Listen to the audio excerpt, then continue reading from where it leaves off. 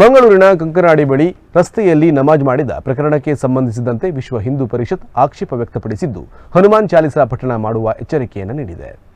ಮಂಗಳೂರಿನ ಕಂಕನಾಡಿ ಬಳಿ ರಸ್ತೆಯಲ್ಲೇ ನಮಾಜ್ ಮಾಡಿದ ಪ್ರಕರಣಕ್ಕೆ ಸಂಬಂಧಿಸಿದಂತೆ ವಿಶ್ವ ಹಿಂದೂ ಪರಿಷತ್ತು ಆಕ್ಷೇಪ ವ್ಯಕ್ತಪಡಿಸಿದೆ. ರಸ್ತೆ ಸಾರ್ವಜನಿಕ ಸ್ಥಳಗಳಲ್ಲಿ ನಮಾಜ್ ತಡೆಯುವಂತೆ ಜಿಲ್ಲಾಡಳಿತಕ್ಕೆ ಮನವಿ ಮಾಡಿದೆ. ನಿಲ್ಲಿಸದಿದ್ದರೆ ಸಾಮೂಹಿಕವಾಗಿ ಹನುಮಾನ್ ಚಾಲಿಸಾ ಪಠಿಸಿ ಪ್ರತಿಭಟನೆ ನಡೆಸುವ ಎಚ್ಚರಿಕೆ ನೀಡಿದೆ.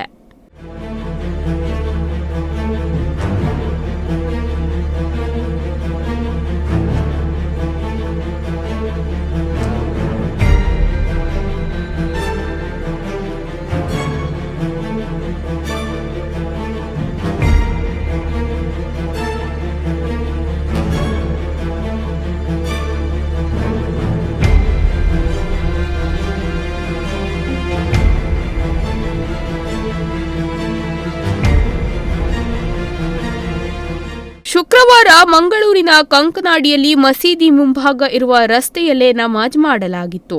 ರಸ್ತೆಯಲ್ಲಿ ನಡೆದ ನಮಾಜ್ ವಿಡಿಯೋ ವೈರಲ್ ಆಗಿದ್ದು, ರಸ್ತೆಯಲ್ಲಿ ಹೋಗುತ್ತಿದ್ದ ವಾಹನಗಳು ನಮಾಜ್ ಗಮನಿಸಿ ಯೂ ಟರ್ನ್ ಮಾಡಿಕೊಂಡಿದ್ವು. ಕದ್ರಿ ಪೊಲೀಸ್ ಠಾಣಾ ವ್ಯಾಪ್ತಿಯಲ್ಲಿ ನಡೆದಿರುವ ಈ ಬೆಳವಣಿಗೆ ಬಗ್ಗೆ ವಿಶ್ವ ಹಿಂದೂ ಪರಿಷತ್ ಆಕ್ಷೇಪಿಸಿದೆ.